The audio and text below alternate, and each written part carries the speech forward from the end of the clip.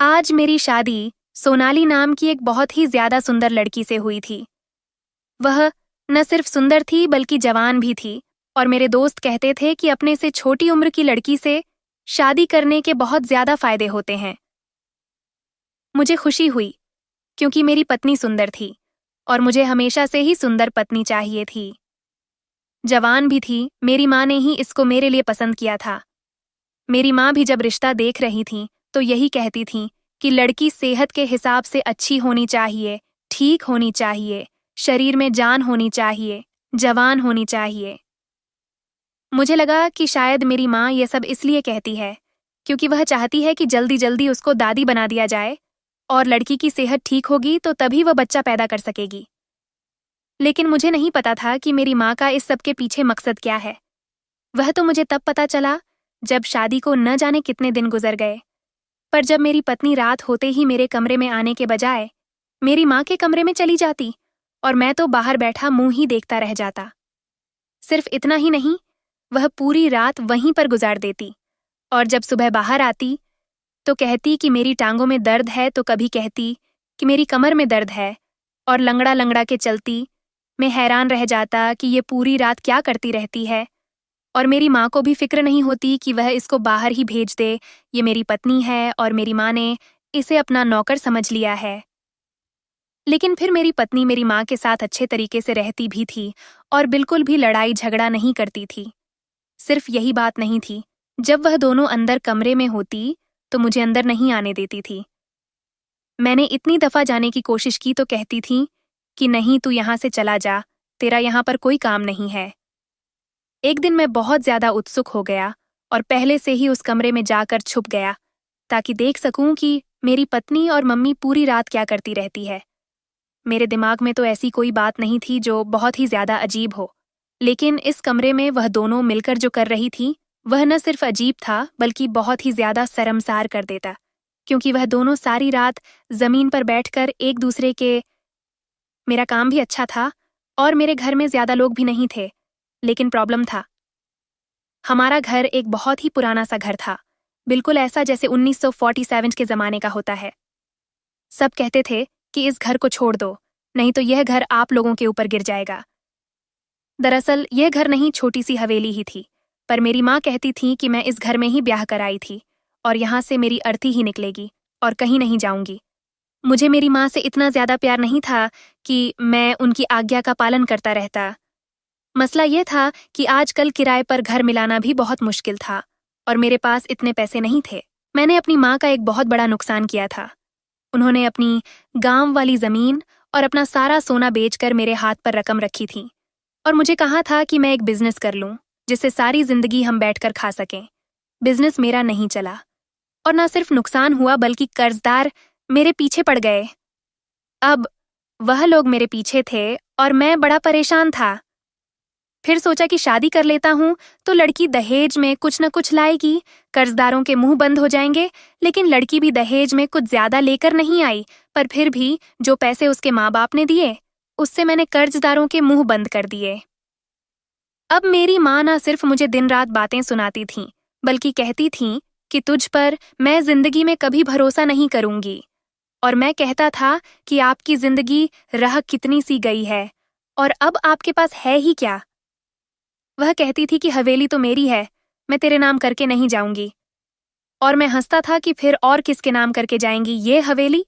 न सिर्फ ये हवेली बहुत पुरानी थी बल्कि इसमें अब तक पुराने जमाने का सामान भी पड़ा था। एक बार तो एक टूरिस्ट भी यहाँ आ गया था और कहता था कि मुझे अंदर से अपनी हवेली दिखा दो तो मैं आपको कुछ पैसे दे दूंगा। और हमने उस दिन उससे डॉलर कमा लिए थे, वह भी सिर्फ अपना घर दिखाकर।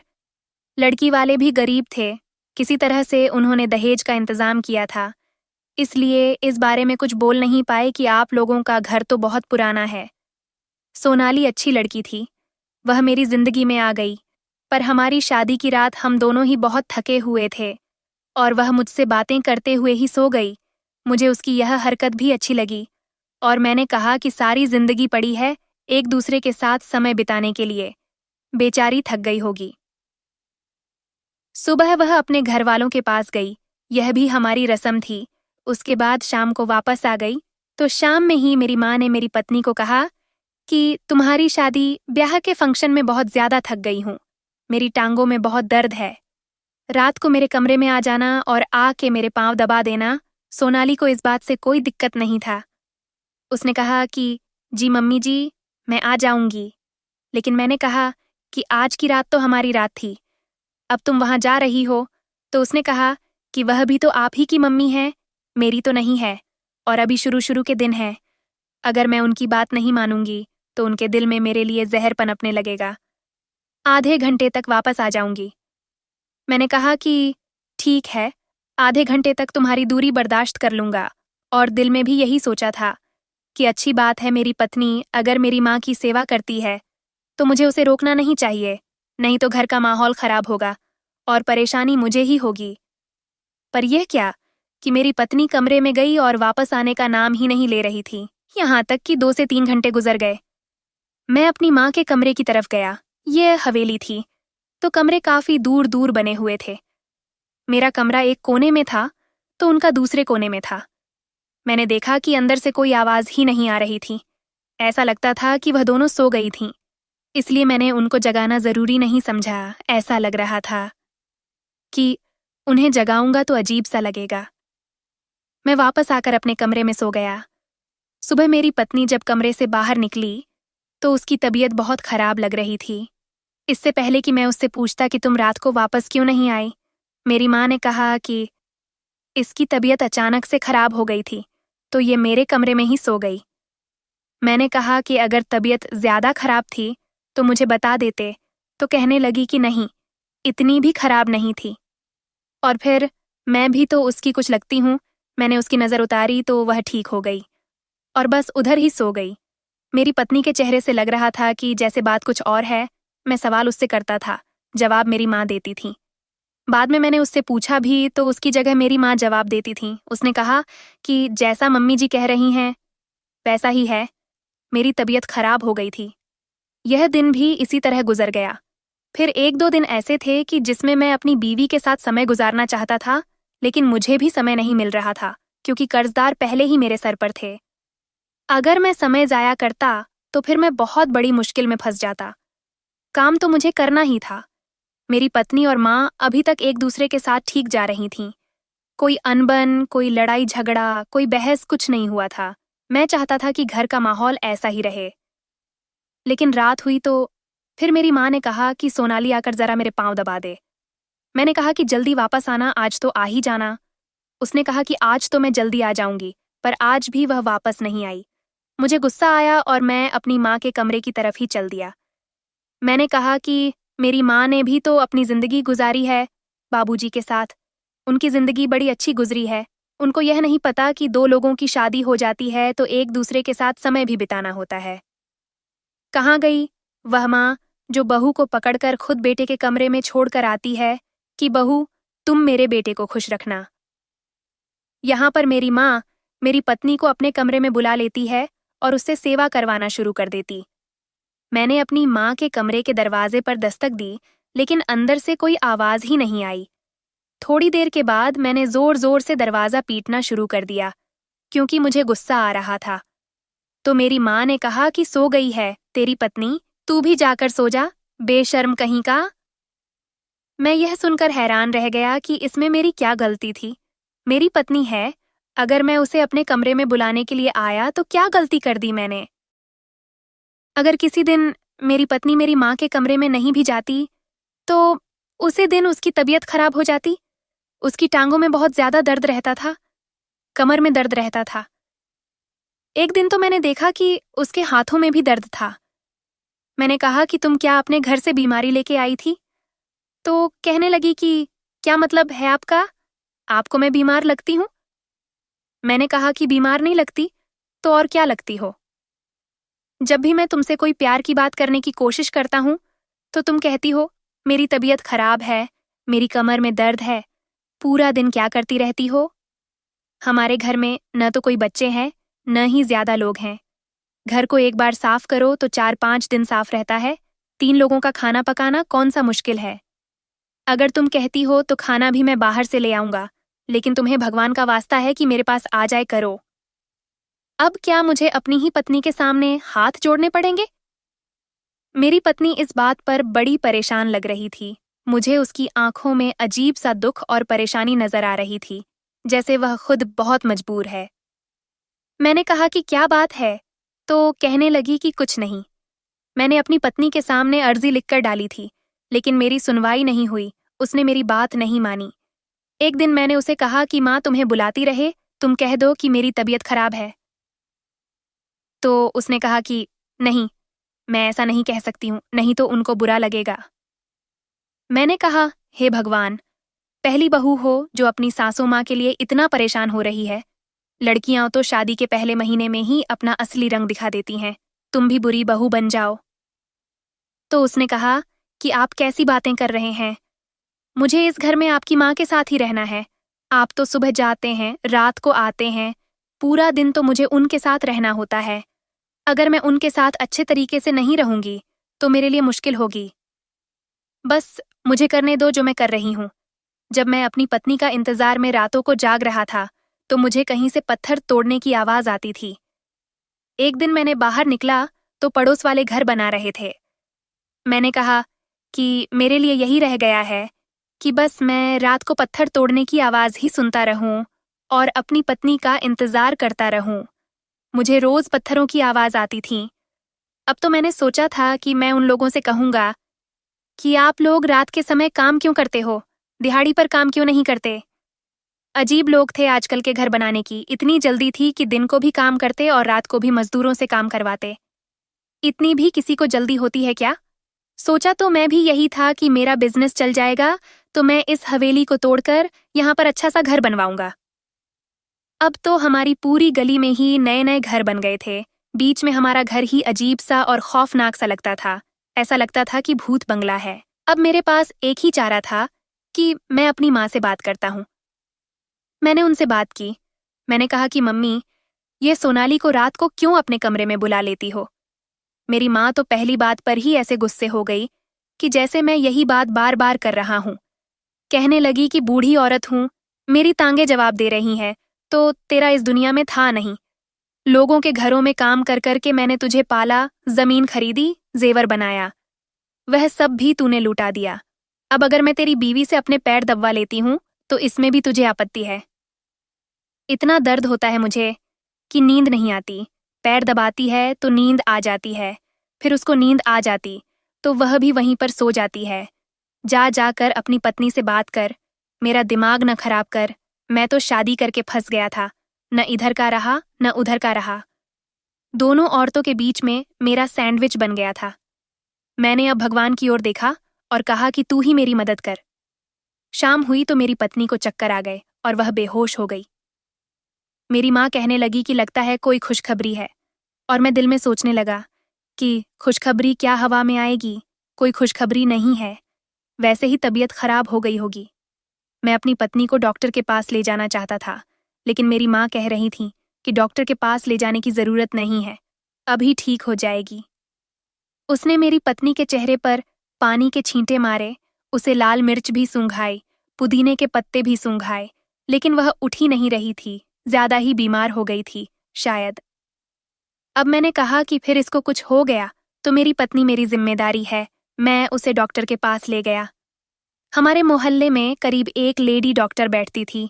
वहां जाकर मेरी पत्नी को होश आ गया तो मैंने कहा कि चेकअप करवा लेते हैं, अब आए हैं तो पता चले कि यह सब हुआ क्यों था। पर वह कहने लगी कि नहीं नहीं, मैं नहीं जाऊंगी। डॉक्टर ने उसका चेकअप किया और जब वह बाहर आई तो डॉक्टर ने मुझे अजीब सी नजर से देखा। कहने लगी कि आज कल के मर्दों का तो कोई हल नहीं है।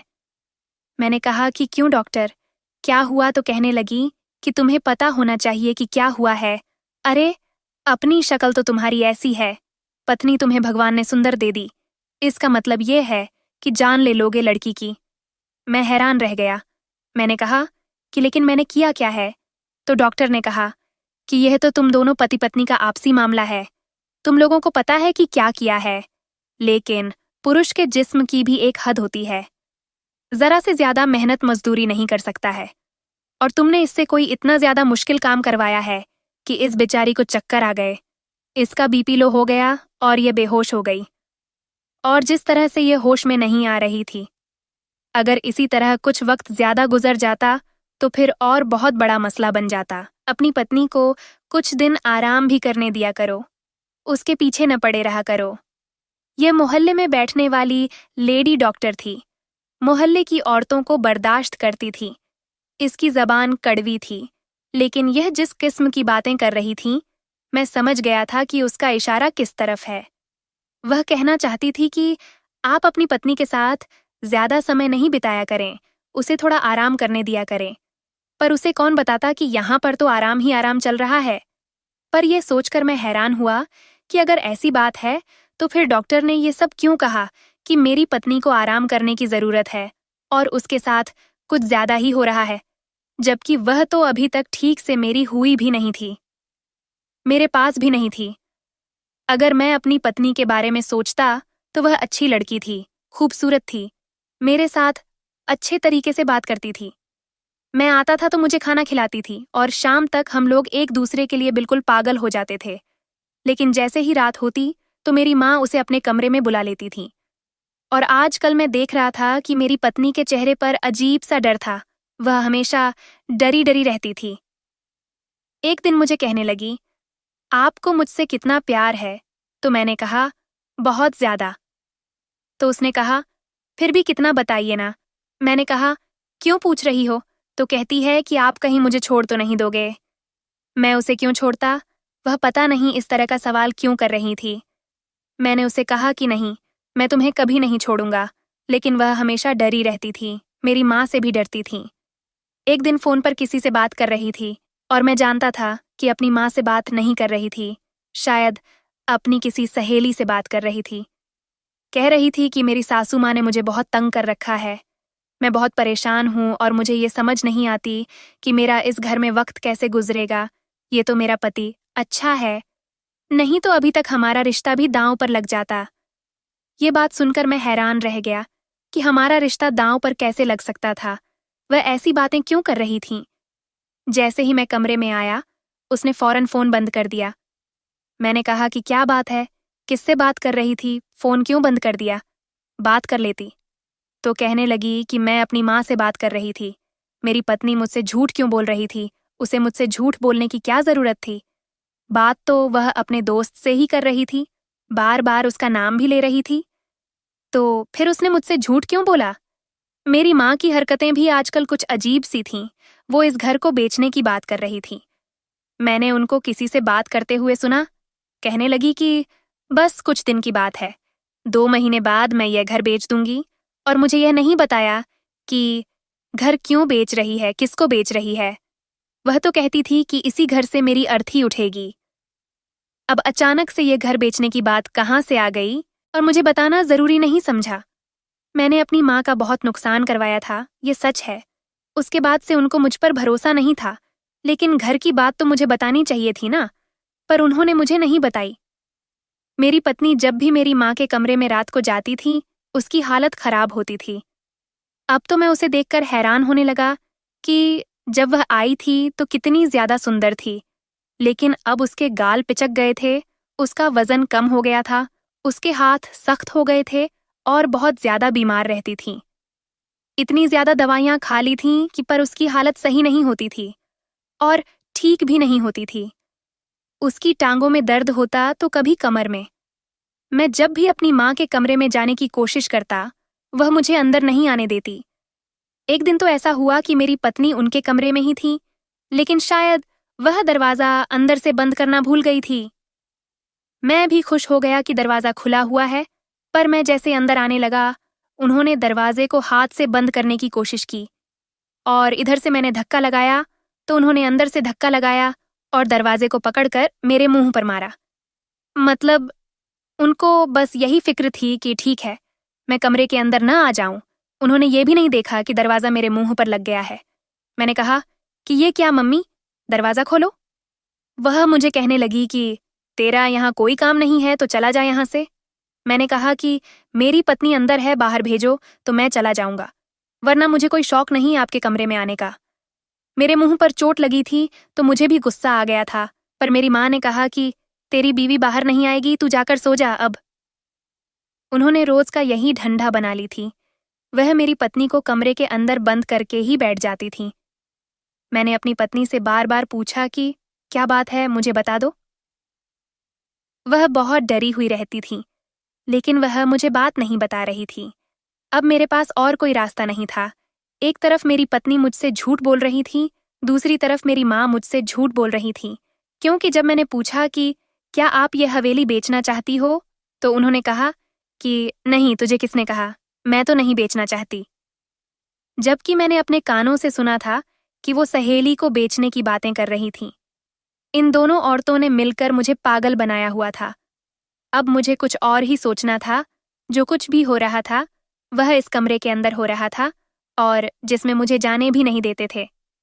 तो मुझे ही किसी तरह वहां जाना था और पता करना था कि उस कमरे के अंदर क्या हो रहा है, और ये मैं तभी कर सकता था जब मैं खुद उस कमरे के अंदर जा सकता था और मेरी माँ मुझे जाने नहीं देती थी। तो मेरे दिमाग में एक खुराफाती प्लान आ गया। एक दिन मैंने सुबह ही अपनी पत्नी और माँ से कहना शुरू कर दिया कि आज मैं शहर से बाहर जा रहा हूँ। मेरी माँ को हमेशा ही मुझ पर गुस्सा आता रहता था। इस बार भी कहने लगी कि फिर किसी के पैसे लेकर जा रहा है। मैंने कहा कि माँ, काम से जा रहा हूँ, बहुत ज़रूरी काम है। उसने कहा कि हाँ, जा, चला जा। मैंने कहा कि आज मेरी पत्नी को अपने कमरे में मत बुलाना, बेचारी थक गई है, उसे आराम करने देना। उसने कहा कि हाँ ठीक है, नहीं बुलाऊंगी तेरी लाडो पत्नी को, तूने तो उसे लाड करके बिगाड़ दिया है। लेकिन याद रखना कि जब औरत इतनी बिगड़ जाए तो फिर ठीक नहीं होती। जो मैं तेरी पत्नी के साथ कर रही थी ना, ठीक थी न। तेरी अगर कोई मेरी पत्नी की हालत देखता तो वह फौरन यह बात कह सकता था कि इस लड़की के साथ जरूर कुछ बुरा हो रहा है। सिर्फ पैर दबाने की वजह से किसी के साथ इतना बुरा नहीं हो सकता था। हमारी शादी को इतना वक्त नहीं हुआ था जितने किलो वजन उसका कम हो गया था। बात कुछ और ही थी जो मेरी माँ छुपा रही थी। मेरे प्लान में सिर्फ यह नहीं था कि मैं झूठ बोलता कि मैं दूसरे शहर जा रहा हूँ, रात वहां पर गुजारूंगा और खुद कमरे में छुप जाता, बल्कि मैंने अपनी मौसी को भी फोन कर दिया और कहा कि आप आज हमारे घर आ जाना, आपकी दावत है। लेकिन ये बात मेरी माँ से न कहना कि मैंने आपको फोन किया था। तो वह कहने लगी कि इस तरह तो तेरी माँ मेरे गले पड़ जाएगी। लेकिन मैंने कहा कि मौसी, मुझे बड़ा जरूरी काम है, आप मेरी मदद करो तो फिर मैं भी आपको कुछ न कुछ लेकर दूंगा। मेरी मौसी बड़ी लालची औरत थी। उसने कहा कि ठीक है, और वह घर आ गई। जैसे ही वह घर आई, मैं तो पहले से ही घर के अंदर छुपा हुआ था। मेरी पत्नी और माँ उसकी सेवा में लग गई, उसके लिए खाना बनाने में लग गई, और मैं जाकर अपनी माँ के कमरे में छुप गया। मैंने अपनी माँ के कमरे में पहले भी आ चुका था, लेकिन आखिरी दफा कब आया था मुझे याद नहीं था। और कहते हैं कि जब यहाँ पर राजा महाराजा रहते थे तो यह उनकी खिदमतगाह थी, जहाँ वह अपनी रानियों के साथ रहते थे। इस घर की दीवारों के रंग कब से खराब हो चुके थे। एक बार हमने ठीक करवाए थे पर फिर खराब हो गए, इसीलिए दीवारों पर बड़े बड़े पर्दे लगाए गए थे। मुझे नहीं पता था कि मेरी माँ जल्दी कमरे में आ जाएगी, लेकिन शायद वह कमरे से कोई चीज उठाने के लिए आई और मुझे फौरन से छुपना पड़ा। तो मैं एक पर्दे के पीछे छुप गया। मुझे पता था कि यह जगह छुपने के लिए अच्छी नहीं है, शायद मुझे इससे ज्यादा अच्छी जगह पर छुपना चाहिए था। लेकिन मैं और क्या करता, मेरे पास और कोई रास्ता नहीं था। मेरी माँ ने पूरी जिंदगी इस कमरे में गुजारी थी, उसे बेवकूफ बनाना इतना आसान नहीं था। बस मैं ऐसी जगह पर छुप गया और भगवान से प्रार्थना करने लगा कि मेरी माँ पहले ही मुझ पर विश्वास नहीं करती थी, इसके बाद थी वह मुझ पर बिल्कुल भी विश्वास नहीं करती, और शायद मुझे घर से भी निकाल देती। मैं यहीं पर छुपा रहा। जैसे ही शाम हुई, मेरी माँ कमरे में आई और फोन पर किसी से बात करने लगी। कहने लगी कि मुझे 9 लखा हार चाहिए। हाँ, वह भी अपनी बहू के लिए, उसका नाम भी लिखा हो, उसके पीछे शगुन के सिक्के भी चाहिए। मैं हैरान रह गया कि मेरी माँ मेरी पत्नी के लिए 9 लखा हार बनवा रही है। उसे हार का नाम 9 लखा था, लेकिन वह 9 लाख में नहीं बनता था, इससे भी ज्यादा महंगा था। मेरी माँ तो मेरी पत्नी को अच्छा नहीं समझती थी, फिर उसके लिए इतना बड़ा महंगा सोने का हार क्यों बनवा रही थी और ऑर्डर दे रही थी। थोड़ी देर बाद ही उसने किसी और से भी फोन पर बात करनी शुरू कर दी। कहने लगी कि बड़ा वाला फ्रिज चाहिए, वही फ्रिज जिसके 2 दरवाजे होते हैं, यानी कि डबल डोर फ्रिज की बात करी थी। डबल डोर फ्रिज कौन सा सस्ता था, बहुत ज्यादा महंगा था। मेरी माँ क्यों इतनी महंगी चीजों के ऑर्डर दे रही थीं, जबकि हमारे पास तो कुछ भी नहीं था। कहीं इस घर को बेचकर सामान तो नहीं लेना चाहती थी, लेकिन घर को बेचकर सामान लेती तो फिर सामान कहाँ रखती। मेरी माँ मुझे इतनी बेवकूफ नहीं लगती थी। थोड़ी देर के बाद मेरी पत्नी भी कमरे में आ गई। उसने कहा कि वैसे तो ये काम रात को करते हैं, लेकिन अब तेरा पति तो घर पर है नहीं, तो अब क्या रात क्या शाम चल शुरू करते हैं। वैसे भी आज आखिरी दिन है। तूने बहुत ज्यादा मेहनत की है, इसीलिए मैं तुझे बहुत बड़ा इनाम दूंगी। मैंने अभी तेरे इनाम का ऑर्डर भी दे दिया है। पता नहीं किस बारे में बात करी थी। मेरी पत्नी ने कौन सी मेहनत की थी जिसका इनाम मेरी माँ उसको दे रही थी। वह कहने लगी कि माँ जी, मेहनत तो मैंने वाकई बहुत की है और इनाम भी आप मुझे दे रही हैं, लेकिन मेरी हालत तो देखें, कैसी हालत हो गई है मेरी। मैंने आपको पहले ही कहा था कि ये काम बड़ा मुश्किल है, मुझसे नहीं होगा। मेरी माँ ने कहा कि हाँ मुश्किल है, लेकिन फल भी तो इतना बड़ा मिल रहा है, और इसके बाद हमारी जिंदगी में कोई मुसीबत नहीं आएगी। बड़े से बंगले में रहेंगे, नौकर चकर होंगे, गाड़ियां होंगी, तेरे पास सोने के गहने होंगे। तू जो कहेगी मैं ला कर दूंगी। तेरी आंखों में इतना दूहक क्यों है? मुझे पता है तेरा बड़ा नुकसान हुआ है, लेकिन यह भी तो सोच कि मैं बूढ़ी औरत हूं, मुझसे ये काम नहीं होना था। तू मेहनत ना करती तो ये सब कुछ कैसे होता। मेरी पत्नी ने कहा कि आप अपने बेटे से भी तो ये काम करवा सकती थी ना। तो मेरी माँ और कहने लगी कि नहीं, मुझे उस पर बिल्कुल भरोसा नहीं है, उसकी जुबान बहुत ढीली है। वह तो इस बात को राज नहीं रख पाता और सब कुछ बर्बाद हो जाता। लेकिन आज हम लोगों की मेहनत का आखिरी दिन है, बस जल्दी जल्दी आ जा। पता नहीं ये कौन सी बातें हो रही थीं, और मेरी माँ को किस बात की जल्दी थी जो मेरी पत्नी को बुला रही थी। जब मेरी पत्नी ने हाथ में एक फावड़ा उठा लिया तो मैं हैरान रह गया कि इस कमरे में फावड़े का क्या काम है। उसके बाद इस कमरे में जो हुआ वह देखकर तो मेरी आंखें फटी फटी रह गईं। मेरी माँ ने दीवार से वह बड़ा सा पर्दा हटाया तो सामने तो एक सुरंग थी, और ऐसा लगता था कि यह सुरंग किसी ने खुद खोदी थी। और सिर्फ इतना ही नहीं, वहां पर कुछ और भी था। मेरी तो सांस रुकने लगी थी। इस दीवार के नीचे एक सुरंग जा रही थी और उसके अंदर एक बहुत बड़ा संदूक नजर आ रहा था, जो पत्थर के अंदर फंसा हुआ था, जिसको निकालना बहुत मेहनत का काम था। मेरी शादी को आज 3 महीने हो गए थे, और 3 महीने से मेरी पत्नी यही मेहनत का काम कर रही थी, और मेरी माँ उससे ये सब कुछ करवा रही थी। ये हवेली बहुत पुरानी थी, और शायद मेरी माँ को पता था कि इस हवेली में सोने के गहनों से भरा एक संदूक है। जब हम यहाँ आए थे तो हमने भी ये कहानी सुनी थी, लेकिन इस कहानी को नज़रअंदाज कर दिया था कि ऐसी कहानियां तो ऐसे घरों के बारे में बनती हैं। लेकिन मुझे नहीं पता था कि मेरी माँ वाकई इस संदूक तक पहुंच जाएगी, और उसने इस संदूक को निकालने का काम मेरी पत्नी से करवाया था। तभी तो मेहनत मजदूरी कर कर के उसकी ये हालत हो गई थी। अब मैं सामने आ गया तो वह दोनों हैरान रह गईं। मैंने कहा कि मुझे सब कुछ पता चल गया है। उन्होंने कहा, पता चल गया तो अपनी जुबान बंद रखना क्यों कि हमसे संदूक तक पहुंच गए हैं और इसके अंदर बहुत सारे गहने हैं। अगर तूने यह बात किसी को बताई तो बहुत बुरा होगा, हमारे घर पर हमला भी हो सकता है। मैंने अपनी पत्नी के हाथ से फावड़ा ले लिया और कहा, मैं निकालता हूं संदूक को। आपको यह बात मुझे बतानी चाहिए थी। मेरी पत्नी से मेहनत क्यों करवाई? तो मेरी माँ ने कहा, अगर तुझे बताती तो तू यह बात किसी और को बता देता। इसीलिए तेरी पत्नी से मेहनत करवाई, क्योंकि मैं तो नहीं कर सकती थी।